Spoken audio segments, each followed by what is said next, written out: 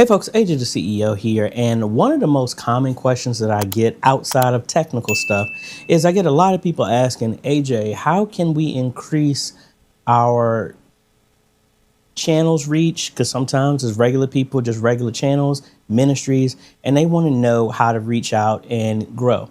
Now, me being on YouTube for quite a while, I'm still in the process of learning. I mean, we're not at 1 million subscribers yet. So obviously there's many things that I can still learn, but I want to at least pass on what I do know and what has helped my channel grow.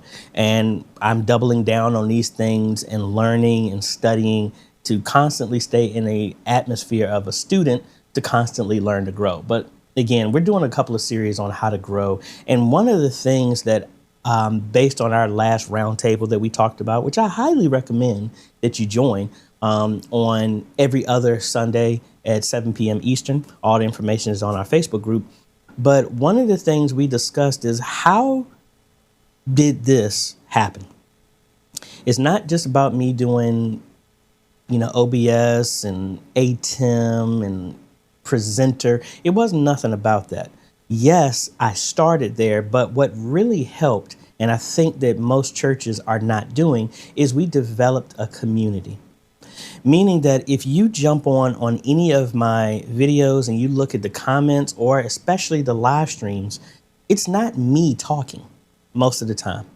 It's the community that has been developed in me serving the community and developing an atmosphere and showing that this channel has been built on character and as in serving, giving as best as we possibly can, not expecting anything back because we just want to pay it forward. And I believe that we've instilled that enough to where the viewers and the subscribers in this channel, they emulate that same thing. So where does this go with when I talk about with your church? Let me ask you a couple of questions.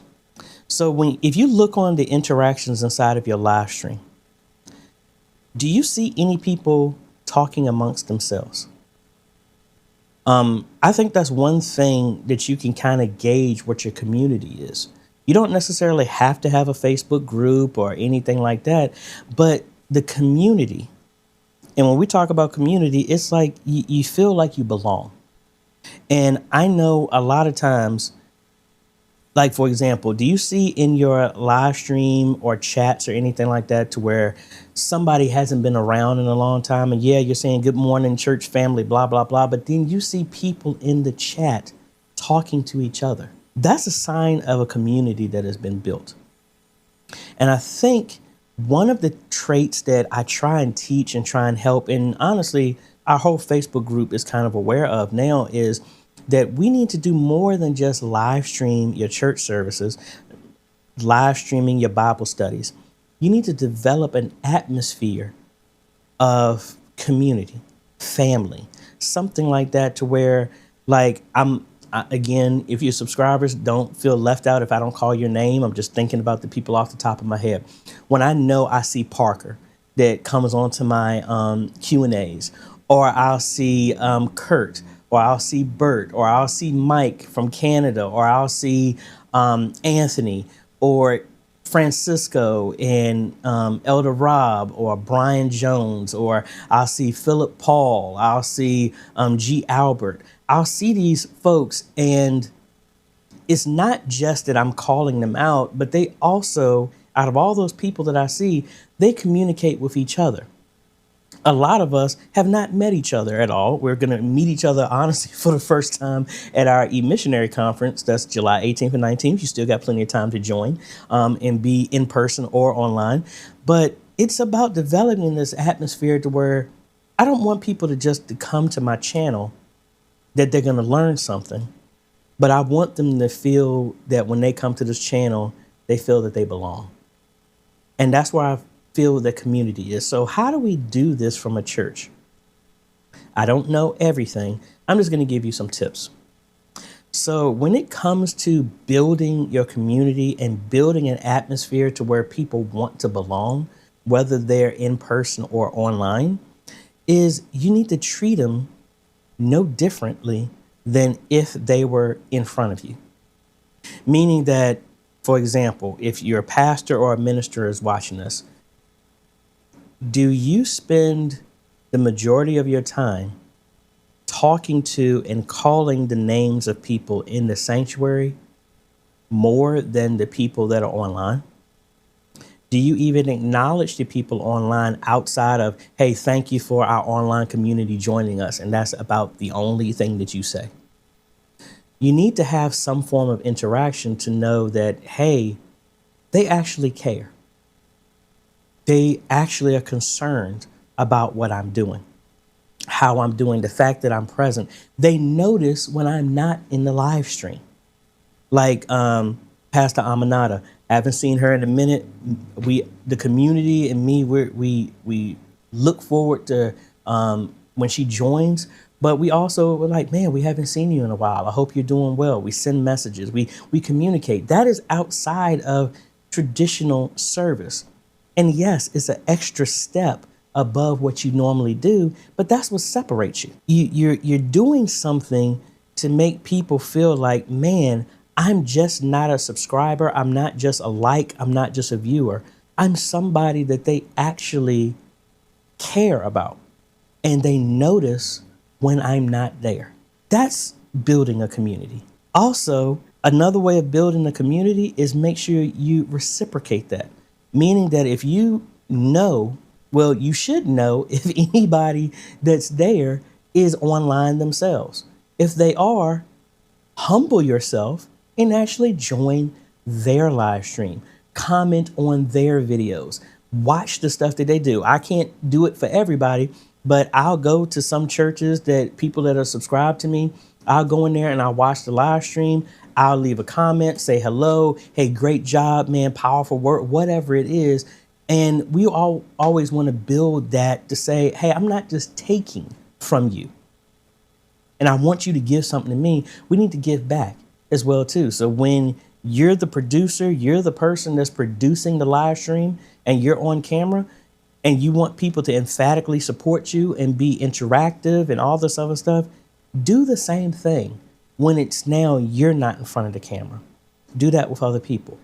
Now, I never put a number on this, but I was 2. And then if we had to say a number 3, is like I don't even want to say it's a number 3 because we've already talked about it. You need to show that you are more than a one-trick pony, meaning that you're offering more than just a one-way type of thing. If somebody watches your service or whatever content that you're doing, you're giving to them. And they're able to interact. Most of the time they're leaving comments, and whoever's talking on camera can't even interact with them in any way, shape, or form. If I had to do something, like I would say maybe use vMix or some other tool so you can actually bring them into your sanctuary on the screen, a confidence monitor, whatever. And then pastors, ministers address those people. Like, for example, when I do my Q&As, I let people ask questions, and I'm specifically calling out the person who actually asked me a question. And I'm talking to them individually. Compare it to, hey, somebody wants to come up for altar call and they want to be prayed over. And they come up to the altar to do that, and you're talking and addressing to that person. Have the same type of thing online. That all of these little things help build a community, because you could be like anybody else on YouTube and you just put a whole bunch of stuff to entertain, to encourage, to educate. You do all that other stuff. But how do you get people to stay engaged? Is because they have a vested interest and they have a feeling of belonging. And that's more than just being a member of a church. You have to invest in the people who are watching, and you don't just lump them all in a bucket and treat them all the same way. You call out and you have something, form some type of connection with the people. Because if they are constantly coming to your stuff, at least you should know who that is. Whether it's the minister that's watching that, or if you're in the media and you're the one that you're the e-usher, you're the one that's online interacting, leaving comments, talking back and forth, show something other than a robotic AI response and address the individual people who are there. So, I mean, there's plenty of other things that I could talk about, but I want to make this short and really short and concise. But if you want, one of the things we talked about, if you want to grow your channel, you can get all the new cameras, all the new gear all day long. That's not going to do anything unless we talked about it so many times before. You need to let all of this stuff display your character. And your character is going to show a whole lot more when you actually give a good gosh darn about the people who are online, and you actually have some type of relationship with them to where you're building a community, to where it's like, man, this person makes me feel this way. They talk to me. They do this. People in the chat, they're talking to me, asking how I'm doing this. They're helping when the other person's not able. They give me extra tips. They give me, it's like, that's where the community is built so that y'all can work together and grow together. So yeah, you can grow your channel, but what's the point of you growing your channel when it's just a number? It's another thing when you're growing your channel and it's a community that's behind it and built. So yes, you can have your church, your ministry that have members there. But I'm talking about a community which can consist of members of the church or just people in general. So let me know what y'all think about that. What other ways do you build your community with your church's live stream? Or if you're not doing that at all, what other stuff would you like me to talk about? Because again, yeah, I could talk about the tech all day long, but the tech is just the tech. It is soulless. It's soulless. It doesn't have any emotion. It doesn't have anything. You need to use that tech to amplify and display your character, your love, your concern for the people online, to where that's what wins people over. Emotion always drives decisions more than logic, believe it or not. People say they're logical, but if you get emotion involved, that's where people will be dedicated to you for a long time. And that's what it's about, developing a community, because once you develop the community, they will be your spokespersons to talk to the other people that you don't know. That's how your channel reaches more people that you've never met. I have so many people that I've never met personally, but other people, because of what we've done in our community, they've recommended them to come to the channel, and then they've got involved, and then it's reciprocal. It just goes and goes and goes. And that's what I kind of want for you as well too.